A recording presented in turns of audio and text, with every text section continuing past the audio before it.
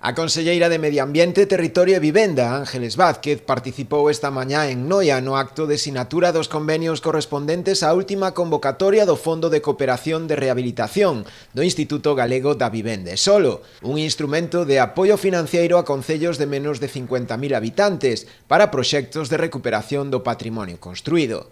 Segundo informou a propia Ángeles Vázquez, este ano prevense un total de 11 actuacións que se desenvolverán en 9 concellos de toda Galicia e cuxo orzamento se verá ampliado ano que ven ata os 20 millóns de euros. Ata 11 neste ano, pero se botamos a vista atrás, dentro do ano 2017, xa van 11 millóns de euros os que axudicamos a un total de medio cento de actuacións na nosa fantástica Galicia. E ampliamos recentemente este fondo que estará a disposición de todos os concellos tamén no ano 2022 ata 20 millóns de euros. Por lo tanto, apoiamos na recuperación do patrimonio as entidades locais. Por un lado, pódese adquirir, por outro lado, rehabilítase, pero tamén, aparte desa adquisición e rehabilitación, a través de os plans especiais de protección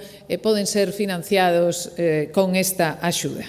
En definitiva, queremos facilitar a recuperación, a preservación e dar ese pulo definitivo para a rehabilitación. Dos 9 concellos beneficiados con estes fondos, hai 2 na nosa área, Noia e Ribeira. En Noia acometerase a rehabilitación integral do vello estaleiro da Ermida, en Abruñeiras, para convertelo na nova sede do Club de Mar, a que se destinarán uns 400.000 euros. En Ribeira, os fondos, neste caso preto de 900.000 euros, destinaránse á reconstrución e ampliación dun inmoble na Rúa de Galicia para transformalo en edificio de usos múltiples e nova biblioteca.